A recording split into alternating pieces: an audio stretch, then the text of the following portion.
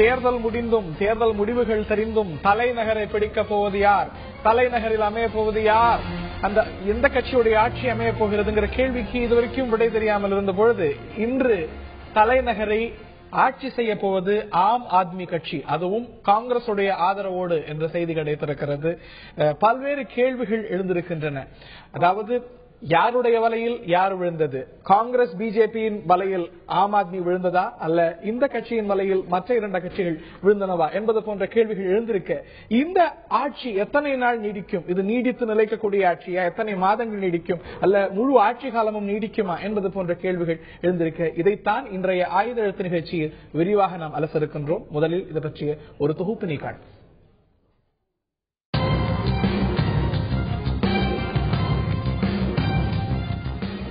கேள்விக்குறியாக இருந்த தில்லி மாநில ஆட்சிக்கு ஒரு தீர்வு ஏற்படும் விதமாக ஆம் ஆத்மி கட்சி ஆட்சி அமைக்க முன்வந்துள்ளது. முன்னதாக அதிக இடங்களை பெற்றும் ஆட்சி அமைப்பதற்கு போதிய பலமில்லாதிருந்த பாஜக ஆட்சி அமைக்க மறுத்துவிட்டது. ஆம் ஆத்மி கட்சியோ தங்களை ஆதரிக்க முன்வரும் கட்சிகளுக்கு 18 நிபந்தனைகளை விதித்தது. ஆம் ஆத்மியின் பல நிபந்தனைகள் நடைமுறைக்கு உகந்தவை அல்ல என்ற போதிலும் மக்கள் நலன் சார்ந்த நிபந்தனைகள் என்ற வகையில் ஆம் ஆத்மி ஆட்சி அமைவதை ஆதரிப்பதாக காங்கிரஸ் அறிவித்தது. அதே சமயம் ஆம் ஆத்மிக்கான ஆதரவு நிபந்தனைகள் அற்ற ஆதரவு அல்ல என்பதையும் காங்கிரசின் முன்னாள் முதல்வர் ஷீலா தீட்சித் தெளிவுபடுத்தியுள்ளார். டெல்லியில் ஆட்சி அமைப்பது தொடர்பாக மக்களிடம் நேரடியாகவும் SMS வாயிலாகவும் கருத்தறிந்து அதன் அடிப்படையிலேயே ஆட்சி அமைக்க முடிவெடுத்துள்ளதாக அரவிந்த் கெஜ்ரிவாலும் அறிவித்துள்ளார். காங்கிரஸ் ஆதரவுடன் ஆம் ஆத்மி கட்சி ஆட்சி அமைப்பதை பாஜகவின் ஹர்ஷவர்தன் கடுமையாக விமர்சித்துள்ளார். எந்த ஊழல் கட்சியை விமர்சித்து ஆம் ஆத்மி மக்களிடம் நம்பிக்கை பெற்றதோ அந்த ஊழல் கட்சி ஆதரவுடன் ஆட்சி அமைப்பது ஆம் ஆத்மியின் கொள்கைக்கே எதிரானது. இது அதன் பதவி ஆசையை காட்டுகிறது என ஹர்ஷவர்தன் தெரிவித்துள்ளார். போதுமான பலமில்லாமை, எப்போது வேண்டுமானாலும் ஆதரவை வாபஸ் பெறக்கூடிய காங்கிரஸ், நிலையற்ற அரசாங்கம், நிர்வாக அனுபவமின்மை, சிக்கலான வாக்குறுதிகள் போன்றவற்றுடன் ஆட்சி அமைக்க முன்வந்துள்ள ஆம் ஆத்மியின் நோக்கம் ஆரோக்கியமானதா, ஆபத்தில் தள்ளக்கூடியதா? இதைத்தான் இன்றைய நிகழ்ச்சியில் விரிவாக நாம் அலச இருக்கின்றோம்.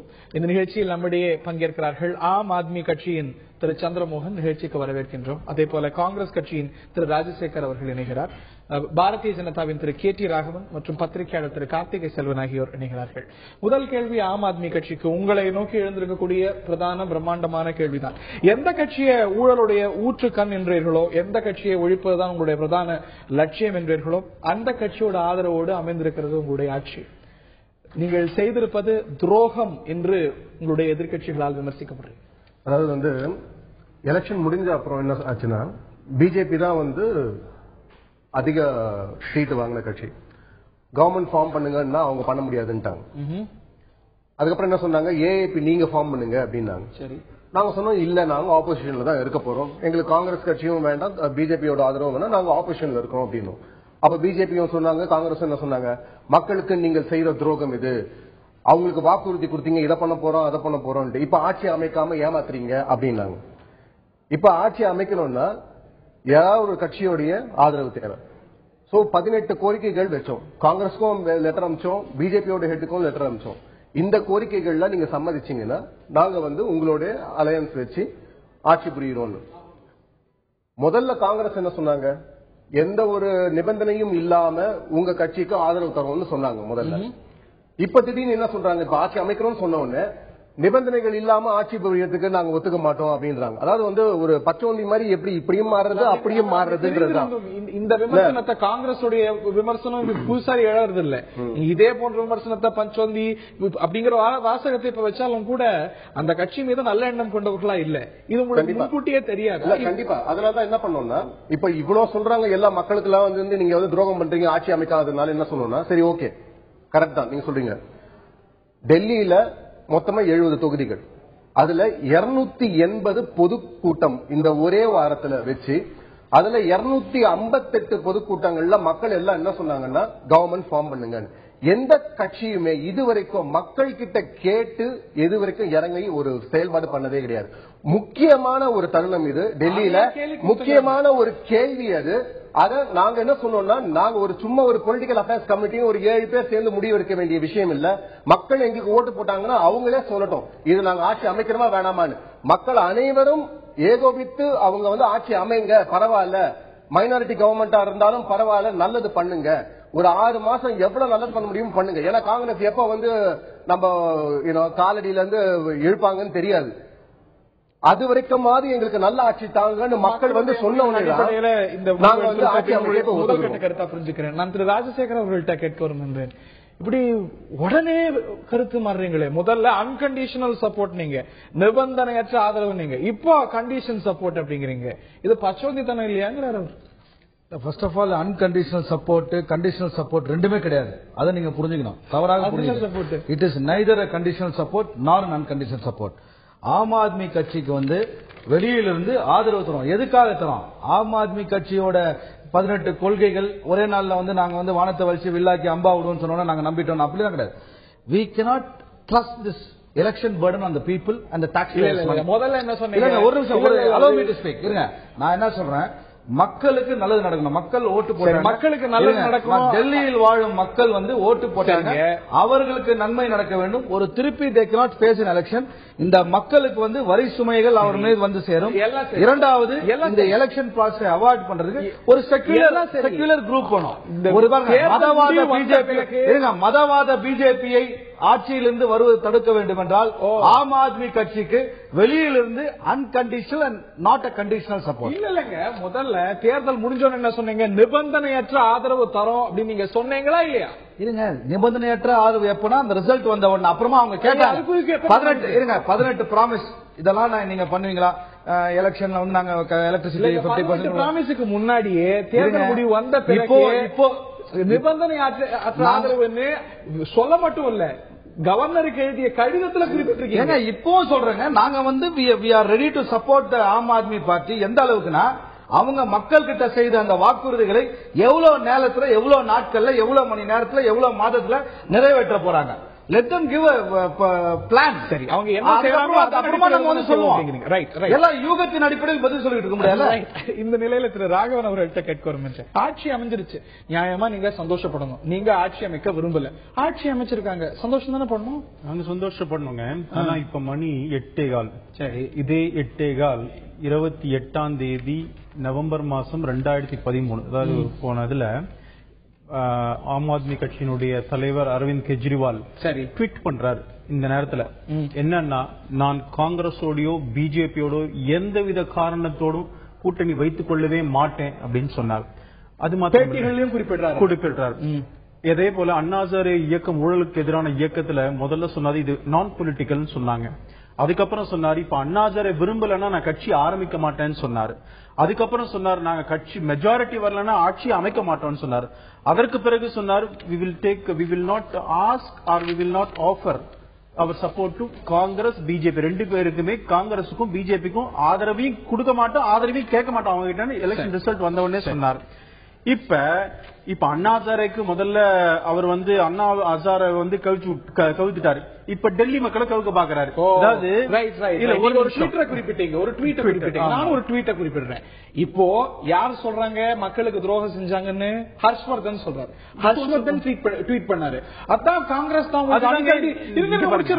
அன்கண்டிஷனல் சப்போர்ட் உங்களுக்கு கொடுக்கறேன்னு சொல்லிட்டாங்களே, மக்களுக்கு நல்லது செய்யணும்னு நினைக்கிறீங்க, மக்கள் நல்லது செய்யணும் ஓடி போகணும்னு நினைக்கிறீங்களா? ஆட்சி அமைக்க வேண்டியதானே? ஆட்சி அமைக்கட்டும். நான் என்ன சொல்றேன், எந்த காங்கிரஸ் ஆட்சி அமைக்கும் போது துரோகம் செஞ்சு நான் என்ன கேக்குறேன், நீங்க உங்களை முதல்ல நீங்க சொல்லுங்க. நீங்க தானே பெரிய இந்த வேஷம் எல்லாம் கட்டினீங்க நீங்க எலெக்ஷன் அப்போ.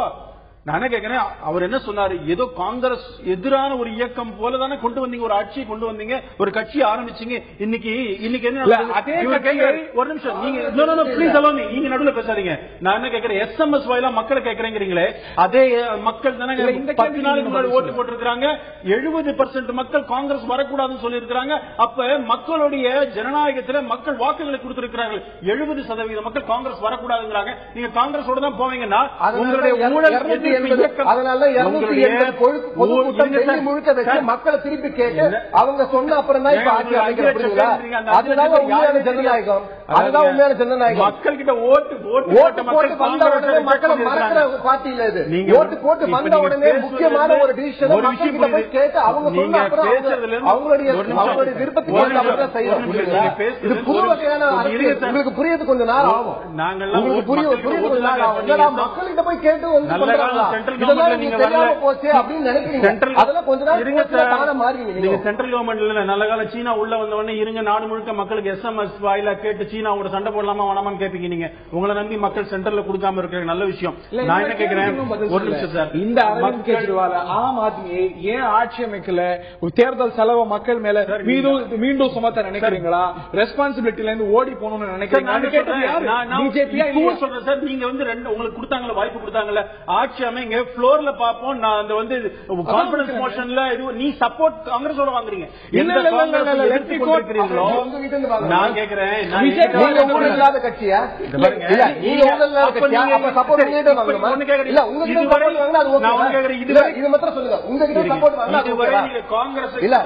திரும்பி பாருங்க, ஏன் போலி வேஷம் போடுறீங்க? முக்கியமான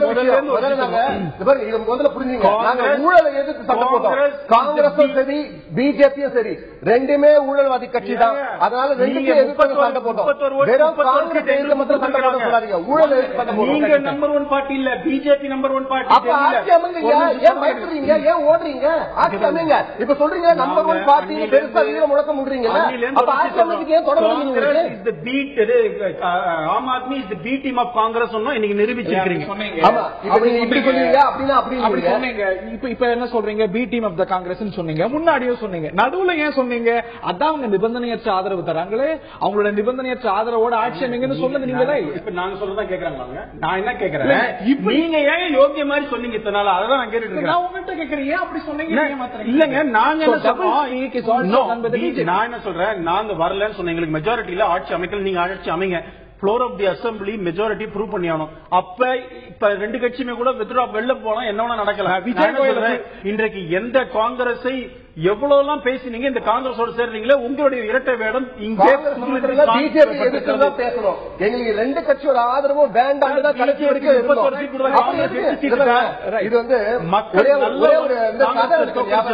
அதாவது ஒரு அப்பாவும் அம்மா ஒரு பையனும் ஒரு கழுதியை எடுத்துட்டு போறாங்களாம்.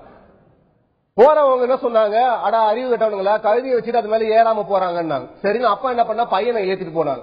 அவன் சொன்னா பையனுக்கு என்ன இது மரியாதையே இல்லாம அப்பாவை நடக்க விட்டு போறானேன்னு. சரினா அப்பா ஏறி பையனை இறக்கி விட்டு போனா அப்பா வந்து அப்பாவை பார்த்து சொல்றாங்க, ஐயோ குழந்தை வந்து பாவம் நடந்து வருது, என்ன அப்பான்னு. சரி ரெண்டு பேரும் கழுத மேல ஏறி போனா அட பாருங்களா உங்களுக்கு மனசாட்சியா இல்லையாங்க. அதனால என்னன்னா நீங்க என்ன பண்ணாலும் ஏதாவது ஒண்ணு சொல்லணும்ன்றத கங்கணம் கட்டிட்டு உங்களுடைய இது வந்து மக்களுக்கு நல்லது பண்ணணும் இல்ல, எவன் நல்லது பண்ண வரானோ அவன் எப்படி அழிக்கணும் போட்டு யோசிக்கிறீங்க. நிகழ்ச்சியில் நம்முடைய பத்திரிகையாளர் திரு கார்த்திகை செல்வன் அவர்கள் இணைந்திருக்கிறார். அவர்கிட்ட கேட்க இருக்கின்றேன், இதுல ரெண்டு பேரு பார்வை இருக்கிறது. எவ்வளவு நாளைக்கு இந்த ஆட்சி நீடிக்குங்கிற கேள்வியை தாண்டி ஆம் ஆத்மி காங்கிரஸ் பிஜேபியோடைய வலையில விழுந்திருக்கா, இல்ல அரவிந்த் கெஜ்ரிவால் இதை சரியா பிளே பண்றாரா? இந்த ரெண்டு கேள்வி எழுந்திருக்கு. உங்களுடைய பார்வை என்ன? இல்ல, இது ஒரு நெருக்கடியான சூழல் தான் நிச்சயமா ஆம் ஆத்மியை பொறுத்த வரைக்கும். ரெண்டு பெரிய தேசிய கட்சிகளும் பாராளுமன்ற தேர்தல் அப்படிங்கிறது அவங்களுக்கு முக்கியமானதாக இருக்கு. இல்லன்னா ரெண்டு பேர்ல பிஜேபிக்கு அதிக வாய்ப்புகள் இருந்தது. விலைக்கு வாங்குற விஷயங்கள் எல்லாம் இது ஒன்றும் புதுசு இல்லை, இந்த நாட்டில் எல்லாமும் நடந்திருக்கும். ஆனால் அப்படியான ஒரு விஷயம் நடந்ததுன்னா அது பாராளுமன்ற தேர்தலில் அவங்களுக்கு ஒரு பெரிய ஒரு நெகட்டிவ் இம்பாக்ட் கிரியேட் பண்ணிடுன்றதுனால அந்த எந்த விதமான முயற்சியும் எடுக்காம இருந்திருக்கிறாங்க. ஈவன் அது காங்கிரஸ் கட்சிக்கும் கூட பொருந்தும். ஆம் ஆத்மிக்கு முன்னாடி இருக்கிற சவால்கள் அப்படின்னு பார்த்தா அவங்க ரெண்டு கட்சியும் நாங்க ஏத்துக்க மாட்டோம்னு சொன்ன விஷயங்கள்ல இருந்து இப்ப காம்ப்ரமைஸ் பண்ணிருக்காங்க அப்படிங்கிற ஒரு மிகப்பெரிய குற்றச்சாட்டு அவங்க மேல வைக்கப்படுது. அப்ப இந்த காம்ப்ரமைஸ் அப்படிங்கிறது வந்து எல்லா கட்சிகள் மேலேயும் இதுவரைக்கும் இருந்துட்டு இருக்குது. அப்ப நீங்களும் ஆட்சிக்கு வரும்போது நிர்வாகத்துக்கு வரும்போது காம்ப்ரமைஸ் பண்ணிக்க வேண்டிய ஒரு சூழல்ல துவக்கமே காம்ப்ரமைஸ்ல ஆரம்பிக்குதா அப்படிங்கிறது தான் இப்ப அவங்களுக்கு இருக்கிற மிகப்பெரிய ஒரு கேள்வி, சவாலும் கூட.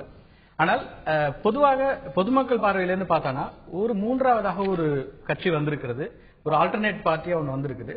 அந்த கட்சிக்கு ஒரு வாய்ப்பு வந்திருக்க போது அந்த வாய்ப்பை அவர்கள் பயன்படுத்தி கொண்டு அவங்க சொன்னதுல 100% செய்ய முடியுமானா நிச்சயமா முடியாது. பிராக்டிகலா நிறைய விஷயங்கள்ல நிறைய தடுமாற்றங்கள் இருக்க முடியும். ஆனால் அதுல 50% நிறைவேற்றுவதற்கான முயற்சிகள் எடுத்தாலுமே கூட அது போதுமானதாக இருக்கும். முதல்ல அவங்க டாப் 5 எடுத்தீங்கன்னா கூட இப்ப இன்னொன்னு 2.5 மாசத்துல அவங்களுக்கு எலெக்ஷன் கோட் ஆஃப் கண்டக்ட் வந்துரும். சோ அதுக்கு என்ன லோக்சபா எலெக்ஷன்ஸ் வரும்போது அந்த 2.5 மாத காலம் தான் இன்னும் அவங்களுக்கு இருக்கிற அவகாசம். ஆட்சி பொறுப்பு ஏற்ற உடனே அவங்க என்னென்ன விஷயங்களை செய்ய முடியும் அப்படிங்கிற செய்ய முடியாது அப்படிங்கிற காரணத்தினால தான் காங்கிரஸ் ஒரு சப்போர்ட் கொடுக்கறதுக்கான முடிவுக்கு வந்திருக்கும். காங்கிரஸோட தலைமை சப்போர்ட்டோட ஆட்சி அமைந்த எந்த மத்திய ஆட்சியும் 1.5-2 ஆண்டுகளுக்கு மேல நீடித்ததே இல்லை. அதனால நமக்கு முன்னுதாரணங்கள் இருக்குது. இதுவும் பிரசாந்த் பூஷனே சொல்றாரு, இது 1 மாசமா இருக்கலாம், இல்ல 3 மாசமா இருக்கலாம், 6 மாசமா இருக்கலாம், ஒரு நாள்லயே கூட கலையலாம் அப்படிங்கிற அந்த இதோடு தான் வந்திருக்காங்க அவங்க. ஆனால் குறைந்தபட்சமா சில நடவடிக்கைகளை அவங்க எடுக்க முடியும். சப்போஸ் அப்படி கலைந்தாலும் கூட அது ஆம் ஆத்மிக்கு தானே அட்வான்டேஜஸா போகும். ஒரு சிம்பத்தி நீங்க பொறுப்பை தட்டுக்கழிக்கிறீங்க அப்படிங்கிற ஒரு குற்றச்சாட்டு வரும்போது அவங்களுக்கு அந்த நெருக்கடி வருது. ஆனால் இந்த இடத்துல பிஜேபி தான் நியாயமா பார்த்து ஆட்சி அமைச்சிருக்கணும். ஏன்னா அது சிங்கிள் லார்ஜஸ்ட் பார்ட்டியா பிஜேபி இருக்கிறாங்க. அவங்களுக்கு ஏன்னா எல்லாருமே ஒரு புரிதல் இருந்துச்சு. ஆம் ஆத்மி கிட்ட தான் கேட்டாங்க, நீங்க ஏன் காங்கிரஸ் கேளுங்க, பிஜேபி கிட்ட கேளுங்கன்னாங்க. ஆனா பிஜேபி ஏன் காங்கிரஸ் கேட்க கூடாது, அதுல ஆம் ஆத்மி கிட்ட கேட்டுக்க கூடாது சப்போர்ட் ஆட்சி அமைக்கிறதுக்கு? எங்களை எதிரியாக கொள்கையில விடணும் அவசியம் எங்களுக்கு இல்ல. அவங்களுக்கு தேவைப்படுது, தங்களை எதிர்த்தவங்க கொள்கை இல்லைன்னா கூட அவங்களோட கூட சேர்ந்து ஆட்சி அமைக்க ரெடியா இருக்காங்க. நாங்க அதுக்கு ரெடியா இருக்கோம். நீங்க வந்து மாற்று கூட்டணி நீங்க வச்சதா இல்லையா உங்களுடைய கட்சியோட ஹிஸ்டரியில? காங்கிரஸோட என்ன கொள்கை காங்கிரஸுக்கு எதிராக ஆனா உங்களுக்கு அசாத்தியமா தெரியும். முன்னாடி காங்கிரஸை எதிர்த்து ஒரு கட்சி ஆரம்பித்து அதே காங்கிரஸோட கூட்டணி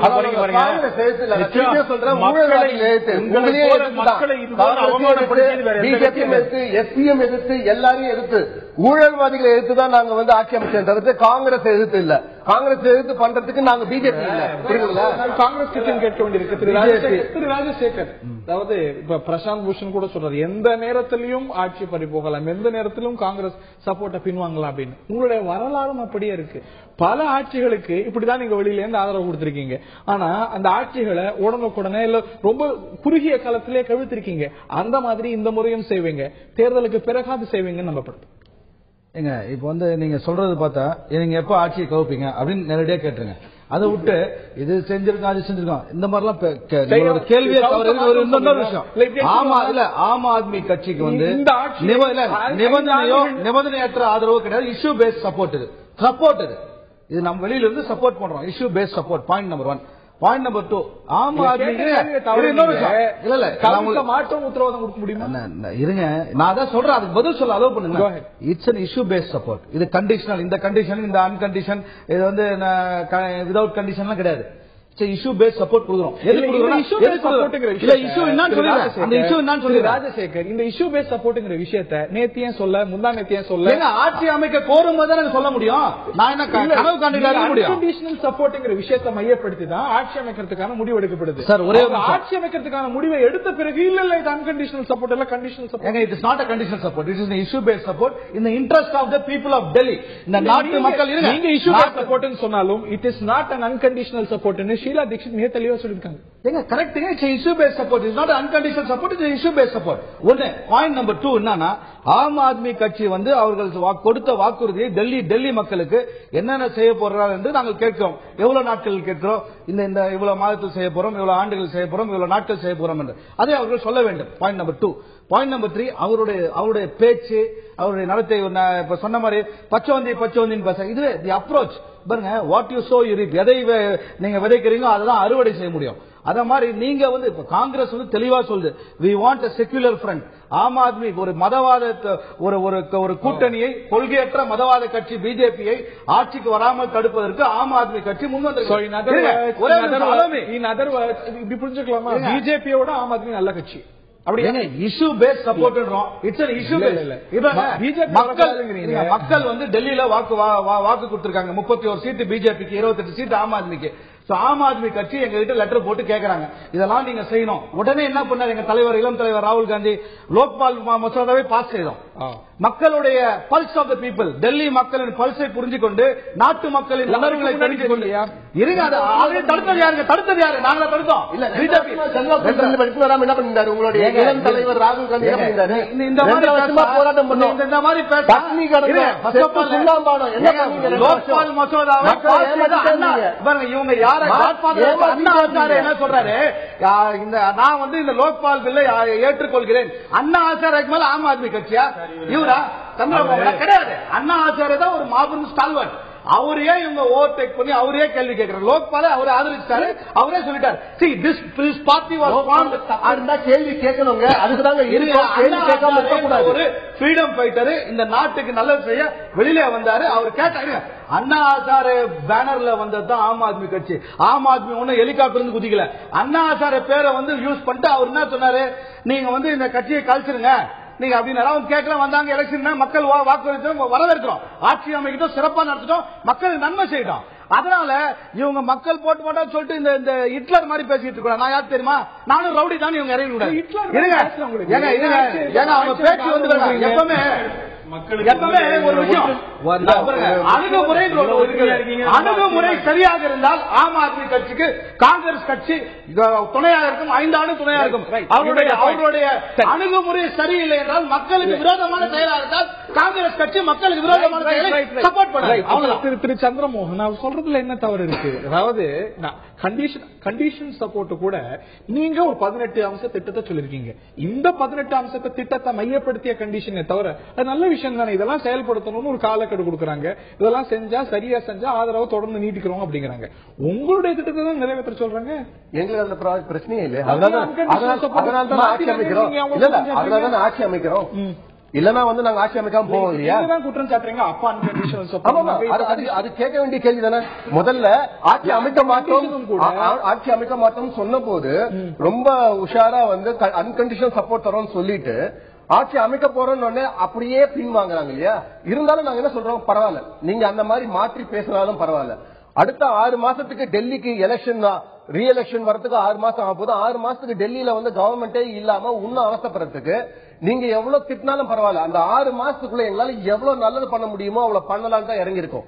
இப்ப காங்கிரஸ் 1 மாசத்துல இத சொன்ன மாதிரி ஒரு நாள்ல இல்ல 1 வாரத்துல கூட பிரிச்சு வாங்கிடலாம், திரும்பி வாங்கிடலாம். அந்த 1 வாரத்திலயாவது மக்களுக்கு என்ன நல்லது பண்ண முடியுமோ அதை பண்ணணும்னு பாக்கணும். ஐயா ஒருத்தர் சொன்னாரு, இதுல ஒரு முக்கியமான ஒரு விஷயம் சொன்னாரு. பிஜேபி போன்ற மதவாத கட்சியை வந்து எடுத்துட்டு வரக்கூடாது, ஆட்சியில வரக்கூடாதுன்றதுக்காக தான் வந்து நாங்க ஆம் ஆத்மி கட்சிக்கு வந்து ஆதரவு தெரிவிக்கிறோம்ன்றாரு. எனக்கு மனசுக்கு ரொம்ப கஷ்டமான விஷயம் என்னன்னா, கட்சின்றது இப்படி நடக்கணும். மக்களுக்கு எது நல்லதோ அந்த கட்சிக்கு நாங்க வந்து வாக்களிப்போம், இல்ல அந்த கட்சிக்கு ஆதரவு தருவோம் சொல்றதை விட்டுட்டு மதவாத கட்சிக்கு தரமாட்டோம், இதுக்கு தரமாட்டோம் இல்லையா? ஐடியாலஜினா என்ன? ஒரு பார்ட்டியோட ஐடியாலஜினா பாமர மக்களுக்கு நல்லது செய்யணும். ஒரு வருஷத்துக்கு முன்னாடி கட்சி ஆரம்பிச்சு ஒரு ஐடியாலஜி பத்தி எங்களுக்கு சொல்லி தர எங்களுக்கு தெரியும். எங்க ஐடியாலஜி எங்க கொள்கை 60 ஆண்டு காலமாக இந்த நாட்டு மக்கள் நன்மை செய்து வருகிறோம், அது எங்களுக்கு தெரியும். திரு கார்த்திகேசன், உங்களுடைய ஐடியாலஜி ஊழல் ஒழிப்புனா அவங்களுடைய ஐடியாலஜி மதவாத ஒழிப்புன்னு அவங்க சொல்லலாம். இந்த நிலையில் திரு கார்த்திகேசன் அவர்கள்ட்ட கேட்க விரும்புகின்றேன். பாராளுமன்ற தேர்தலுக்கு ரொம்ப குறுகிய காலம் தான் இருக்கு. எல்லா பார்ட்டிஸுமே அதை மையப்படுத்திய ஒரு பொசிஷன் தான் எடுக்கிறாங்க. இந்த நிலை அப்படிங்கிறது இப்போ காங்கிரஸ் ஆதரவோடு ஆம் ஆத்மி ஆட்சி அமைந்திருக்கிறது. இது யாருக்கு சாதகமா முடியும்? ஆம் ஆத்மிக்கா, பிஜேபிக்கா, காங்கிரஸுக்கா? நிச்சயமா வந்து காங்கிரஸுக்கோ பிஜேபிக்கோ பாதகமான அம்சங்கள் இல்லை. ஒருவேளை அவங்க ஆட்சி அமைச்சிருந்தாங்கன்னா பாதகங்கள் நிறைய வந்திருக்கும். இதுல வந்து இப்ப ஆம் ஆத்மி தான் களத்துல இறக்கப்பட்டிருக்கிறது. ஆம் ஆத்மிக்கான நெருக்கடிகளை இப்ப அவங்க ஏன்னா எக்ஸிகியூஷன்ல இப்ப முதல் முறையா வராங்க களத்துக்கு. அப்ப எக்ஸிகியூஷன்ல வரும்போது நிறைய பிரச்சனைகள் இருக்கும். ஒரு அட்மினிஸ்ட்ரேஷன் வந்து நம்ம பேசுறதுக்கும் செயல்பாட்டுக்குமான வித்தியாசங்கள் இருக்கு இல்லையா? நிச்சயமா செய்வாங்கன்ற எதிர்பார்ப்பு இருக்குது. ஏன்னா அவரும் அட்மினிஸ்ட்ரேட்டரா இருந்திருக்காரு. இப்ப அரவிந்த் கெஜ்ரிவாலுக்கு கவர்மெண்ட் எப்படி ரன் பண்ணுவாங்கன்றது தெரியும். அவர் ஒன்னும் வெளியில இருந்து வந்தவர் இல்ல. அந்த கவர்மெண்ட் மெஷினரிங்கிறது என்ன மாதிரி இருக்கும் அப்படிங்கறது தெரியும். முக்கியமா வந்து இப்ப இதுல இன்னொரு விஷயமும் பார்க்க போனோம்னா, வெளிப்படையா தெரிகிற நிறைய விஷயங்கள் இப்ப அவங்க வந்து ஒரு எலைட் பார்ட்டியா மட்டும் இல்ல, கிட்டத்தட்ட 12 ரிசர்வ் கான்ஸ்டிட்யூன்சில 9 ரிசர்வ் கான்ஸ்டிட்யூன்சில ஜெயிச்சிருக்காங்க. தலித் மக்களோட ஆதரவும் நிறைய வந்திருக்குது. நிறைய அங்க மைக்ரேட் ஆனவங்க எல்லாமே சப்போர்ட் பண்ணிருக்காங்க. அப்ப எதிர்பார்ப்பு நிறைய இருக்கிற ஒரு இடத்துல அவங்க வந்து இந்த 2.5 மாத காலத்துக்குள்ள என்னென்னலாம் பண்ண முடியும் அப்படிங்கிற ஒரு கேள்வி இருக்கு. நீங்க வந்து பவர் இதை வந்து நாங்க உடனடியா 50% குறைப்போங்கிறதோ இல்ல வாட்டர் கூட டிஸ்ட்ரிபியூட் பண்ண முடியும் இல்ல. இப்ப இந்த 2.5 மாதம் அப்படி நீங்க காலக்கெடு விதிக்கிறதுனால, நீங்க அந்த மாதத்தை குறிப்பிடுறதுனால ஆம் ஆத்மியோட அடுத்த இலக்கு பாராளுமன்ற தேர்தல். டெல்லி மக்களுக்கு நன்மை செய்வது அவங்க ஏதாவது 1-2 விஷயங்களையாவது எக்ஸிக்யூட் பண்ணாம, ஏன்னா இவங்க வந்து இப்ப குஜராத்ல எல்லா தொகுதிகளிலும் சொல்றாங்க. இந்த முடிவை பாராளுமன்ற தேர்தலை மனதில் வைத்துக் கொண்டுதான் ஆம் ஆத்மி எடுத்திருக்கிறது அப்படின்னு சொல்றீங்களா? இல்ல அடுத்த இலக்கு பிரதான இலக்கு என்ன பிரச்சனைனா இப்ப வந்து அவங்க அதை சந்தித்து தான் ஆக வேண்டும். இப்போ ஒரு லீடர்ஷிப்க்கு வந்து கொடுக்கிற சேலஞ்ச அதை ஃபேஸ் பண்ணணுங்கிற ஒரு கட்டாயம் இருக்குது. அதை அவர் எடுக்கணும்ன்ற நிலைக்கு தள்ளப்பட்டிருக்கிறார். பிகாஸ் ரெண்டு கட்சிகளுமே என்ன சொல்றாங்க, நீங்க ரெஸ்பான்சிபிலிட்டி எடுத்துக்க மாட்டேங்கிறீங்க, அப்ப பயப்படுறீங்களா அப்படிங்கிற ஒரு கேள்வி வரும்போது குறைந்தபட்சமா இருக்கிற நெருக்கடிகளுக்குள்ள நான் என்ன பண்ண முடியும்னு நான் காமிக்கிறேன் அப்படிங்கிற ஒரு எல்லையோடு தான் அவர் வர வேண்டிய ஒரு கட்டாயம் இருக்குதுங்க. அப்ப அதுல வந்து இப்ப அந்த எவ்வளவு தூரம் அவங்க சக்சஸ் பண்ண முடியும், ஏன்னா இதுல வந்து எல்லாமே பாத்தீங்கன்னா win win situation for all parties அந்த லெவல் தான் எடுத்திருக்காங்க. பிஜேபி கவர்மெண்ட் ஃபார்ம் பண்ணியிருந்தாங்கனாலும் அவங்க பாருங்க இப்போ ஒரு பெரிய மெஜாரிட்டி கிடைக்காம இல்ல அவங்க ஏதோ வேற யாரோ சப்போர்ட் எடுக்க வேண்டியிருக்கும், ஹார்ஸ் ரைடிங் மாதிரியான விஷயங்கள் இறங்க வேண்டியிருக்கும், அது அவங்களுக்கு நெகட்டிவா போயிருந்திருக்கும், அதை அவங்க அவாய்ட் பண்ணிருக்காங்க. காங்கிரஸ் என்னன்னா ஒரு பெரிய பெருந்தன்மையோட நாங்க வந்து ஒரு மதவாத கட்சியெல்லாம் இல்ல எனக்கு அதுக்காக எப்பவுமே சொல்ற அது ஒரு வழக்கமான ஒரு இது. அவங்க எந்த ஒரு மூணாவது ஒரு கட்சி ஆட்சிக்கு சப்போர்ட் பண்ணாலும் உடனே மதவாதத்துக்கு எதிரான எங்களுடைய இது வந்து எங்களோட சப்போர்ட்டை கொடுக்குறோம் அப்படிங்கிற ஒரு லெவல். ஆக இது மூணு பேருமே அந்த லெவல் எடுத்துதான் இந்த ஒரு டெசிஷன் எடுத்திருக்காங்க. அந்த நெருக்கடிகளுக்குள்ள பாராளுமன்ற தேர்தலுங்கிறது தான் இதோடைய எல்லா கட்சிகளுக்குமே இந்த சூழ்நிலை அப்படிங்கிறது வின் அப்படின்னு சொல்றீங்க.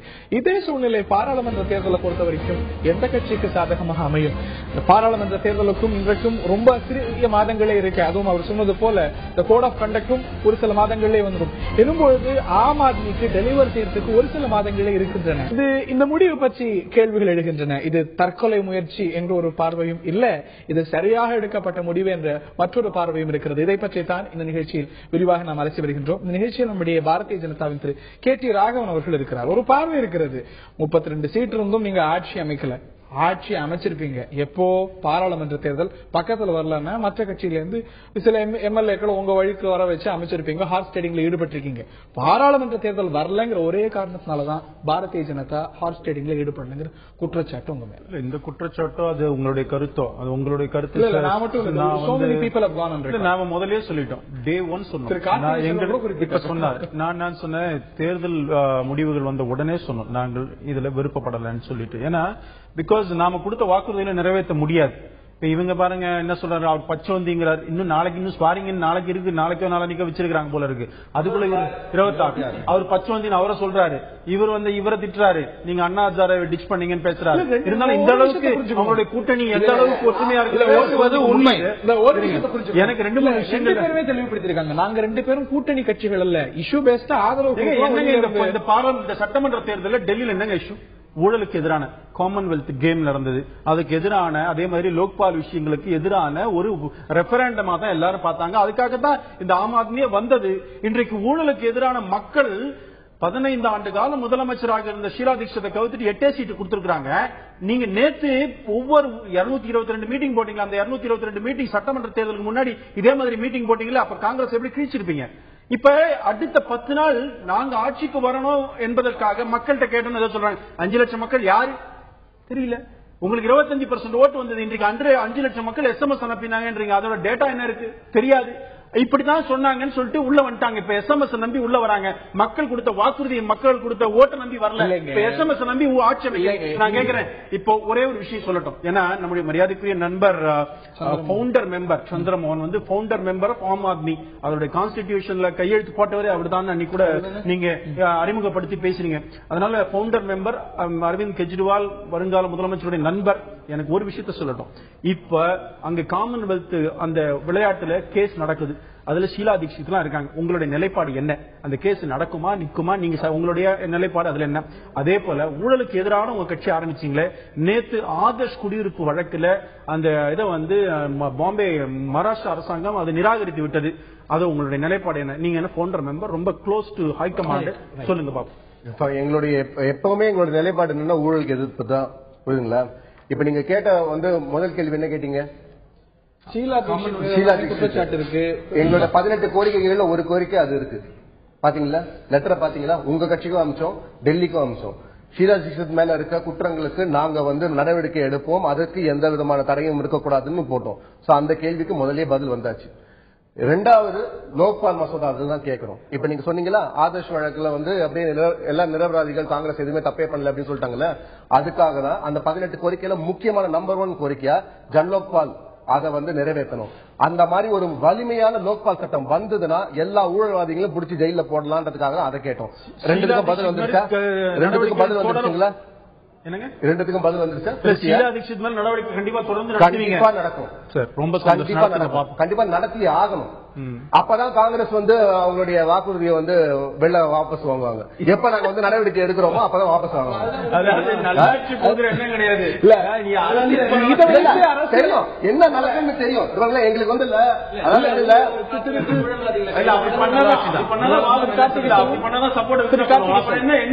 இல்ல அது பண்ண மாட்டாங்கன்றீங்களா? நீங்க என்ன இன்டென்ஷன் பண்ண மாட்டேன்றீங்களா? பண்றாங்க பண்ணல. உங்களோட இன்டென்ஷன் எங்களோட இன்டென்ஷன் நல்லது அவங்க மேல நடவடிக்கை எடுக்கணும், அவங்க தண்டிக்கப்படணுங்கிறதோட அதனாலதான் வாபஸ் வாங்குவாங்க. அதை வச்சு பொலிட்டிக்கல் மேலேஜ் அடிக்கணும்னு பாக்குறீங்க.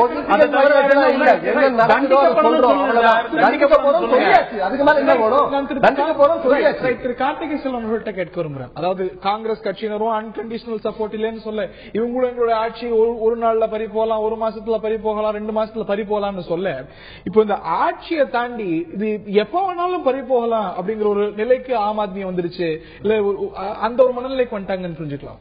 ஆமா, உள்ள வரும்போதே அவங்களுக்கு வந்து நிலையான ஆட்சி அப்படிங்கிற ஒரு எண்ணத்தோட வரல. நிலையற்ற ஆட்சி தான், அது எப்ப வேணாலும் போகலாங்கிற எண்ணத்தோட வர்றதுல அப்படி இருக்கும்போது ஒரு ரீஎலெக்ஷனை நோக்கி போயிருக்கிறதானே சரியான விஷயமா இருக்கும். இல்ல, ரீஎலெக்ஷனை நோக்கி போயிருக்கணும். ஆனால் போயிருக்கும் போது அது வந்து எல்லாருக்குமே முக்கியமா ஆம் ஆத்மி மேல அது வந்து நெகட்டிவா இருக்கும். ஏன்னா ரீஎலெக்ஷன் எப்ப நடக்கும்? பாராளுமன்ற தேர்தலோட சேர்த்துதான் வந்து மறு சட்டமன்ற தேர்தலுக்கான தேர்தலும் அறிவிக்கப்படும். அந்த மாதிரியான ஒரு சூழல்ல அது பிஜேபிக்கு தான் சப்போர்ட் பண்ணிருக்காங்க. நேச்சுரலி என்னன்னா, சரி அப்ப மூன்றாவதா ஒருத்தருக்கு நம்ம ஓட் பண்ணும்போது ஒரு நிலையான ஆட்சி வர மாட்டேங்குது, அப்ப நம்ம வந்து ஏதோ ஒரு கட்சியை நேஷனல் பார்ட்டியா சப்போர்ட் பண்ணுன்ற ஒரு கட்டாயம் வந்து ஓட்டர்ஸ்க்கு அந்த மாதிரி ஒரு எண்ணம் வந்துட முடியும். அதே மாதிரி நேஷனலா ஒரு எலெக்ஷன் நடக்கும்போது மைண்ட் செட் ஃபுல்லா அந்த மாதிரி தான் இருக்கும். பிரைம் மினிஸ்டர் கேண்டிடேட் அல்லது தேசிய அளவில் எந்த கட்சியை வந்து நம்ம ஆட்சி அமைக்க வைக்க போறோம் போது அதை ஒட்டின ஒரு இதுவாகும் கூட அது வந்துடும். அப்ப அது ஆம் ஆத்மிக்கான எண்ணிக்கை குறையறதுக்கான வாய்ப்பு நிறைய இருக்கு. நல்லாட்சிங்க தாண்டி காற்றுள்ள போதே தூற்றிக்கொள். பாராளுமன்ற தேர்தலில் மோடிக்கு ஆதரவா பிஜேபிக்கு ஆதரவா போகலாங்கிறதுனால எவ்வளவு நாள் நீடிச்சாலும் பரவாயில்ல, ஆட்சியை பிடிச்சிருவோங்கிற மனநிலையில தான் நீங்க ஒரு பொலிட்டிக்கல் மைலேஜுக்காக தான் வந்திருக்கீங்க. எங்களுக்கு அதெல்லாம் வந்து இதுவே இல்லைங்க, கவலையே இல்லை. ஆட்சி இப்ப பொறுப்பு தராங்களா, எவ்வளவு நல்லது பண்ண முடியுமோ அவ்வளவு நல்லது பண்ண முடியும்.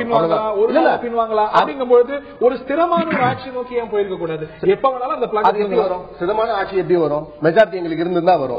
இப்ப மெஜாரிட்டி நாங்க இல்லன்னு தெரியும். ரீஎலெக்ஷனுக்கு போயிருக்கலாமே. ரீஎலெக்ஷன் போயிருந்தா இல்ல முதல்ல நீங்க ரீஎலெக்ஷன் போலாம் தான் நாங்க சொன்னோம். அப்ப என்ன சொன்னாங்க? காங்கிரஸ் என்ன சொன்னாங்க, பிஜேபி என்ன சொன்னாங்க? மக்கள்கிட்ட போய் என்ன சொன்னாங்க? மக்களுக்கு வந்து துரோகம் பண்றோம், மக்களுக்கு துரோகம் பண்றோம், மக்களுக்கு துரோகம் பண்றோம். என்ன நடந்தாலும் அதனால வந்து மக்கள் கிட்டே கேட்டோம், மக்கள் செய்யுங்க, ஆட்சி பண்ணுங்க அப்படின்றாங்க. இப்ப என்ன பண்ணுவீங்க? வேணான்றீங்களா? காங்கிரஸ் பிஜேபி விமர்சிக்கிறாங்க அப்படின்னீங்க. அவங்க கேட்கறத சொல்லி அவங்களோட விமர்சனத்தின் மக்கள் கிட்ட எடுத்துட்டு போனோம். மக்கள் கிட்ட போயிட்டு ரோடா போயிட்டு 280 பொதுக்கூட்டம் வச்சு எல்லார்ட்டையும் கேட்டு அவங்க சொன்ன அப்புறம் தான் ஆட்சி அமைக்கணும். அந்த மாதிரி எந்த கட்சிக்காரங்க பண்றாங்க சொல்லுங்க? முதல்ல வந்து ஓட்டு போட்டு 5 வருஷம் வந்து மக்களால எதுவுமே பேச முடியாத நிலைதான் இந்த நாட்டுடைய நிலை. இப்ப ஓட்டு போட்டு 5 வருஷம் வாய மூடிட்டு இருக்கணும்ன்றதுதான் இப்போதைய நிலைமை. அந்த மாதிரி இருக்கக்கூடாது. முக்கியமான தருணங்கள்ல முக்கியமான முடிவுகளை நீங்க எடுக்கணும்ன்றத முதல் முறையா நிலைப்படுத்தணும். ஒரு அரசியல் கட்சி சார், நீங்க தானே சுத்த சுயம் பிரகாசம். ஏன் வந்து 28-11 என்ன சொன்னீங்க? பிஜேபி காங்கிரஸ் எந்தவித காரணத்திலோடு நாங்க 2 பேரும் சேர மாட்டோம் சொன்னீங்களே. இப்போ வந்து எங்களுக்கு வந்து இது வந்து ஒரு பாரமா தான் இருக்கு. இந்த ஆட்சி அமைக்கிறது பெரிய பாரம். மக்கள் வந்து இது பரவாயில்ல, பாரமா இருந்தாலும் ஏற்று செய் அப்படின்றாங்க. நல்லது எங்களுக்கு என்ன பண்ண முடியுமோ பண்ணுறாங்க. அதாவது எடுத்து பண்றோம். அதாவது மக்கள் வந்து முன்னாடியே ஒரு கதை சொன்னேன், இப்படி பண்ணாலும் சொல்லுவாங்க, அப்படி பண்ணாலும் சொல்லுவாங்க. இல்ல நீங்க வந்து அப்ப என்ன சொல்றீங்க? பிஜேபி வந்து ஆதரவு தருவீங்களா? நீங்க தருவீங்களா சொல்லுங்க. ஆதரவு தரீங்களா? தர முடியாது நீங்க சொல்லிட்டீங்க. அப்புறம் எப்படி நாங்க ஆட்சி அமைப்போம்? ஆட்சி அமைக்கிறீங்க. நீங்க என்ன சொன்னீங்க? இருக்கிறது ஒரே கட்சி மீது காங்கிரஸ். அவங்க கிட்ட ஆதரவு வாங்குறீங்கன்னு கேட்கறீங்க. உங்களுக்கும் தர மாட்டோம், நாங்களும் கேட்க மாட்டோம் தானே. என்ன ஆட்சிப்போம்? அப்புறம் உங்க அச்சம் சொல்றாரு நாங்க வந்து மக்களுக்கு செய்யற துரோகம். யாருக்காவது வந்து மக்களுக்கு வாக்குறுதி கொடுத்தீங்க. அப்ப உங்க அச்சம் எலெக்ஷனுக்கு முன்னாடி என்ன கேட்டீங்க? என்ன சொன்னீங்க? மக்கள் கிட்ட கேட்டுருக்காங்க. மக்கள் மாறு, நீ ஆட்சி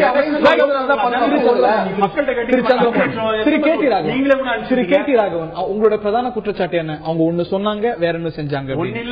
சொன்னாங்க பலது மாதிரி. அப்படின்னா நீங்க பாரதிய ஜனதாவின் ஹர்ஷவர்தன், அவர் மட்டும் இல்லாது Vijay Goyal, 2 possible chief minister candidate ஒருத்தர் சீஃப் மினிஸ்டர் கேண்டிடேட்டா அனௌன்ஸ் பண்ணப்பட்டவர். அவர் என்ன சொன்னார், 2 பேருமே சொன்னதுதான், அதுதான் காங்கிரஸ் உடைய அன்கண்டிஷனல் சப்போர்ட் இருக்கு, அவங்க தான் தரேன்னு சொல்லிட்டாங்களே, ஏன் மக்கள் கிட்ட இருந்து ஓடணும்னு நினைக்கிறீங்க, ஆட்சி அமைங்க, மறுதேர்தல் வரணும்னு ஏன் நினைக்கிறீங்க குற்றம் சாட்டினவங்க நீங்க. So you are also responsible for that. First question கேட்டீங்க, நான் என்ன சொல்றேன்னா, நான் யோகியன் நீங்க சொல்லிருக்கீங்கல்ல, அதுதான் கேக்குறேன். நீங்க தானே சொன்னீங்க, நீங்க பிஜேபியும் காங்கிரஸும் வரக்கூடாதுன்னு தானே சார் நீங்க பொழுது காங்கிரஸ் எப்படி எல்லாம் திட்டினீங்க, பிஜேபி எப்படி எல்லாம் திட்டினீங்க, நாங்க அப்பவே சொன்னோம். எங்களுடைய பாரதிய ஜனதா கட்சி இதனால் நாங்க சொல்லிக் கொண்டிருக்கிற ஒரு கூற்று உண்மை என்பது நிரூபித்ததுக்கு நன்றி. என்று சொன்னால் இது B team of Congress. Congress வந்து தன்னுடைய ஆன்டி எஸ்டாபிளிஷ்மெண்ட் ஆட்சிக்கு எதிரான வாக்குகள் சிதறினா நாம ஆட்சிக்கு வர முடியும் நினைச்சு இவங்களை உருவாக்கி நிக்க வச்சாங்க. அது ஒர்க் அவுட் ஆகல. இன்னைக்கு பி டீமுக்கு ஆதரவு கொடுத்து நான் ஒரு விஷயம் சொல்றேன். பிஜேபி வந்து காங்கிரஸுக்கு நாங்க என்ன பண்ணோம், சர்டிபிகேட் கொடுக்க வேண்டிய கட்சி காங்கிரஸ் கட்சி கிடையாது. 60 ஆண்டு காலம் இந்த நாட்டை காப்பாற்றி கட்டி காப்பாற்றி மக்கள் ஜனநாயகத்தை கட்டி காப்பாற்றி ஆட்சி செய்து மக்கள் நன்றாக தான் வாழ்ந்து கொண்டிருக்கார். டெல்லியில் நடந்த ஒரு தேர்தல் முடிவு மக்களுக்கு ஒரு கன்ஃபியூஷனை ஏற்படுத்தியது. 28 சீட் ஆம் ஆத்மி கொடுத்துச்சு. நாங்க வந்து மதவாத பிஜேபி ஒரு ஆட்சிக்கு வந்து ஆட்சி கட்டில் அமரக்கூடாது என்பது 4 மாநிலத்திலையும் அங்க ரிசல்ட்ஸ் பாத்தீங்கன்னா, சத்தீஸ்கர்ல it was neck to neck, ராஜஸ்தான்ல அது வந்து அவங்க பிஜேபி வின் பண்ணாங்க. இதெல்லாம் வந்து யோசித்து பார்க்கும்போது it is not Modi wave இவங்க சொல்ற மாதிரி அப்படியே எல்லாம் கிடையாது. இன்னொரு விஷயம், இந்த விஷயத்தை ஆம் ஆத்மி கட்சிக்கு வெளியிலிருந்து it is issue based support. அவங்க மக்களுக்கு, இந்த டெல்லி மக்களுக்கு கொடுத்த வாக்குறுதிகளை நிறைவேற்ற வேண்டும். எவ்வளவு நாட்களில் அவங்க நிறைவேற்ற போகிறார்கள். அவர்கள் முதலாவது ஒரு அரசியல் நாகரிகத்தோடு பேச கத்துக்கணும். அவங்க தலைவர்ல இருந்து தொண்டன் வரைக்கும். இன்னொரு விஷயம், அவங்க வந்து ஒரு அரசியல் மக்கள் முன்னாடி வரும்போது சும்மா பச்சோந்தி அது இது வீட்டுக்கு போடுவாங்க, காலை பிடிக்கிடுவாங்க, இதெல்லாம் பேசுவாங்க. பீப்புள் ஆதரவு கொடுக்குறீங்க. ஒருத்தர் வந்து எங்களுக்கு ஆதரவு கொடுங்க கடிதம் மூலம் கேட்கிறாங்க. நாங்க வந்து பாக்குறோம், இவர்கள் வந்து செய்வார்கள். அவங்க கேட்கறதுக்கு முன்னாடி நீங்க கொடுத்துட்டீங்க. இல்ல, அதான் ஒரு விஷயம். பிஜேபி அவங்களுக்கு வந்து நாங்க சொல்லணும்ல, இதெல்லாம் நாங்க தயாரா இருக்கிறோம். பாருங்க, நாளைக்கு வந்து மக்கள் வந்து வாக்களித்த மக்களுக்கு வந்து எந்த துரோகமும் இழைக்கப்படக்கூடாது, அவர்களுக்கு நன்மை நடக்க வேண்டும். அதுதான் காங்கிரஸ் முதல் குறிக்கோள். அதுல வந்து எந்த விதமான மாற்று கருத்தே கிடையாது. காங்கிரஸ் கட்சி வந்து ஆம் ஆத்மி கட்சிக்கு வெளியிலிருந்து இஷ்யூ பேஸ் சப்போர்ட் கொடுக்குறோம். கொள்கை அவங்க கொள்கை என்னன்னா, நாங்க வந்து எதிர்த்துக்கிட்டோம். ஆனா ஒரு நியாயம் இருக்கணும், ஒரு தர்மம் இருக்கணும், ஒரு கொள்கை இருக்கணும். அதை விட்டுட்டு நியாயம் தர்மம் எல்லாத்தையும் மீறி, ஆல் பொலிட்டிக்கல் பேரியர்ஸ் மீறி இவர்கள் பாட்டு கத்திக்கொண்டே இருந்தா மக்கள் வந்து கோவப்பட்டுருவாங்க. இப்ப ஓட்டு போட்டாங்க, அதை கரெக்டா பயன்படுத்திக்கணும். அதை வந்து காங்கிரஸ் கட்சி ஒரு மெச்சூரிட்டியோட அணுகுது, அதை அவங்க ஏற்றுக்கொள்ள வேண்டும். ரைட். இந்த நிலையில இந்த முடிவுகள், இந்த முன்னேற்றங்கள் பாராளுமன்ற தேர்தலில் என்ன மாற்றத்தை கொண்டு வரும்? ஆம் ஆத்மிக்கு டெல்லியை தாண்டிய ஒரு ஆதரவை சம்பாதித்து தருமா, இல்ல பாதகமாகத்தான் அமையுமா?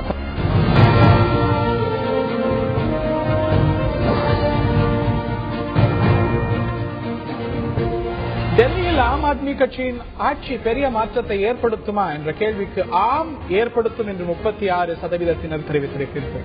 இல்லை ஏற்படுத்தாது என்று 51%, ஓரளவு ஏற்படுத்தும் என்று 13% தெரிவித்திருக்கிறார்கள். ஆம் என்று 36%, இல்லை என்று 51%, ஓரளவுக்கு ஏற்படுத்தும் என்று 13% கருத்து தெரிவித்திருக்கிறார்கள். டெல்லியில உங்களுடைய ரெஃபரண்டம் ஒரு வாரி சொல்லிருக்கலாம், ஆனா நேர்களுடைய கருத்து இல்ல, நேர்களுடைய கருத்து ஆயுத எழுத்து நேர்களுடைய கருத்து. சரி, ஆயுத எழுத்து நிகழ்ச்சியை மையப்படுத்திய போன வாரம் இல்ல 9ஆம் தேதி ஆயுத எழுத்து நிகழ்ச்சியில நீங்க கருத்து பதிவு செய்யும் பொழுது, சந்திரமோகன் நீங்க கலந்துகிட்ட பொழுது, காங்கிரஸோடு சேருவது துரோகம் அப்படின்னு பதிவு செஞ்சிருக்கீங்க. அதை பின்வாங்கிக்கிறீங்களா, இல்ல இப்ப சொல்லக்கூடிய கருத்துக்கள் அப்படி வச்சுக்கலாம்? இல்ல இப்பவும் வந்து மனசு கேட்க மாட்டேங்குது. உண்மை அது வந்து இல்ல, அது வந்து அதாவது நான் government record and I am again saying it. மனசுக்கு வந்து ரொம்ப கஷ்டமான விஷயமா இருக்கு.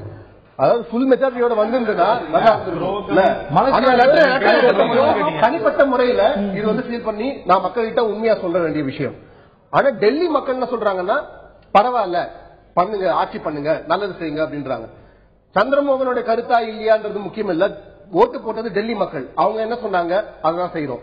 இப்ப உங்களுடைய கருத்து இதுல பாத்தீங்கன்னா 36% வந்து மாற்றத்தை ஏற்படுத்துவாங்க அப்படின்றாங்க. 51% வந்து ஓரளவுக்கு அப்படின்னு ஓரளவுக்கு வந்து 13 பட் பண்ண முடியாது அப்படின்றது வந்து நல்ல ஆட்சி பண்றது கஷ்டம் அப்படின்ட்டு 51% சொல்றாங்க. எப்பவுமே ஒரு நல்ல விஷயம் கடினமான விஷயத்த எடுத்து பண்ற போது நிறைய பேர் வந்து இது முடியாதுப்பா அப்படிதான் சொல்லுவாங்க. ஆட்சி அமைப்பு அரசியல் பார்ட்டி ஆரம்பிக்கும் போது என்ன சொன்னாங்கன்னா, ஐயோ இது சாக்கடைப்பா என்ன பண்ணாலும் இது திருந்தாது அப்படின்னு தான் சொன்னாங்க. எலெக்ஷன்ல நீங்க வின் பண்ண மாட்டீங்க அப்படின்னு சொன்னாங்க. ஆனா செஞ்சு காட்டணும். அதே மாதிரி இப்ப என்ன சொல்றோம்னா, எங்களுக்கு முன்னாடி இருக்கிற வேலை பாத்தீங்கன்னா ரொம்ப பெரிய வேலை, நீங்க சொல்றது ரொம்ப கடினமான வேலை. ஒரு நம்பிக்கையோட மனதுல ஒரு உண்மையை வச்சு சரி சத்தியமே ஜெயத்தை என்னைக்கும் வந்து உண்மை ஜெயிக்கும், நல்லது செய்வோம் அப்படின்னு சொல்லி களத்துல இறங்குறோம். சில தவறுகள் எங்களால பண்ண முடியுமா, இல்ல நன்மை வந்து ஃபுல்லா பண்ண முடியுமா, ஒரு நம்பிக்கையோட தான் இறங்குறோம். எவ்வளவு பண்ண முடியுமோ அவ்வளவுக்கு அவ்வளவு பணம் போகும். நீங்க பின்வாங்கல. அதாவது உங்களுடைய கருத்து டெல்லி மக்கள் அதை ஆதரிச்சதுனால நீங்க செய்யறோம் அப்படிங்கிறீங்க. துரோகம் ஆனா டெல்லி மக்கள் ஆதரிச்சதுனால துரோகம் நான் சொல்றேன். இப்போ நான் சொல்றேன், மனசுக்கு வந்து கேட்க மாட்டேங்குது. மெஜாரிட்டி கிடைச்சிருந்தா சொல்றாங்க. ஆனா லவ் லெட்டர் எழுதுவாங்க, அவங்க தான் ஓட்டு போட்டாங்க. லவ் லெட்டர் எழுதுவாங்க, அவங்க போய் ஓட்டு போட்டாங்க. புரியுங்களா? அவங்க ஓட்டு போட்டு அவங்க தான் சொன்னாங்க ஆட்சி அமைக்க. புரியுங்களா? உங்களோட கருத்துக்கு ஹர்ஷவர்தனும் துரோகம் தான் சொல்றாரு. நீங்க 9ஆம் தேதி இதே இதுல வந்து துரோகம் தான் சொன்னீங்க. இப்ப ரெண்டுக்கு ஒண்ணு என்ன வித்தியாசம் இருக்கு? அதுதான் சொல்றேன். மக்களுக்கு அப்பட்டமான துரோகம், ஆட்சியில வரணும், பதவி சுகத்தை அனுபவிக்கணும். உங்க 28 எம்எல்ஏ ஆசை வந்துருச்சு. இப்ப வரீங்க, நான் ஒண்ணு கேட்கிறேன், ஆட்சி பொறுப்புல நாளைக்கு ஏத்துக்க போறீங்க. இந்த உங்களுடைய ஸ்போக்ஸ் பர்சனா இருக்காங்களே ஹஜியா இமி, அந்த அம்மா பேர்ல ஒரு கேஸ் வந்திருக்குது. அந்த இதுல பணம் வாங்கினா கருப்பு பணம் வாங்குற ரெடியா இருந்தாங்க அப்படின்னு சொல்லிட்டு இந்த கேஸ் எலெக்ஷன் கமிஷன் நீதிமன்றம் தான் முடிவு பண்ண முடியும். எலெக்ஷனுக்கு முன்னாடி எலெக்ஷன் கமிஷன் ஜுடிஷியல் பவர்ல நீங்க வந்து அது தவறு நடந்தா எலெக்ஷன் கமிஷன் அப்பவே வந்து ராங்ஃபுல் நீதிமன்றம் முடிவு செய்ய வேண்டும் சொல்லிட்டு தூக்கிட்டாங்க. அந்த அம்மா பேர்ல எலெக்ஷன் கமிஷன் ஃபுல்லா போடுறீங்களா மாட்டீங்களா? தப்பு பண்ணலன்னு சொல்லிட்டாங்க. அந்த அம்மா பேர்ல வழக்கு போடுறீங்களா மாட்டீங்களா? இல்ல தப்பு பண்ணி தான் வழக்கு போடுவீங்க. எலெக்ஷன் கமிஷன் அவங்க தப்பு பண்ணி நீதிமன்றம் சொல்ல முடியும் சொல்லிச்சு. அது தப்பு பண்ணா இல்லையா நீதிமன்றம் சொல்ல முடியும். இது எலெக்ஷன் கமிஷன் சொல்லாது. பாருங்க பார்த்தாச்சு, வீடியோவை முழுக்க பார்த்தாச்சு. பொது வாரத்துக்கும் வந்தோமே. ஆனால் என்னுடைய கேள்வி இப்போ எல்லாராலையும் சொல்லப்படுவது ஆட்சி எந்த நேரத்திலையும் வரி போகலாம், எப்போ வேணாலும் இந்த பிளக் காங்கிரஸ் கொடுக்கலாம் அப்படிங்கிற மாதிரியான ஒரு வாதம் வைக்கப்படுது. என்னுடைய கேள்வி என்னன்னா, அது காங்கிரஸ் சப்போர்ட் பண்ணிருக்கு, காங்கிரஸ் கொடுத்துருக்குது, காங்கிரஸ் கொடுங்க, காங்கிரஸ் கொடுத்துருக்குது. இல்ல சப்போர்ட் அவங்க நீங்க பின்வாங்க மாட்டீங்க அப்படின்னு சொல்லி நாங்க வந்து இஷ்யூ பேஸ்ட், அவங்க மக்களுக்கு நல்ல இஷ்யூ பேஸ்ட் அவங்க தவறு செஞ்சுட்டாங்க. இதே மக்களுக்கு வந்து ஆம் ஆத்மி கட்சி வந்து துரோகம் இழைக்கிறாங்கன்னு தெரிஞ்சா அன்று வந்து கூடி ஒரு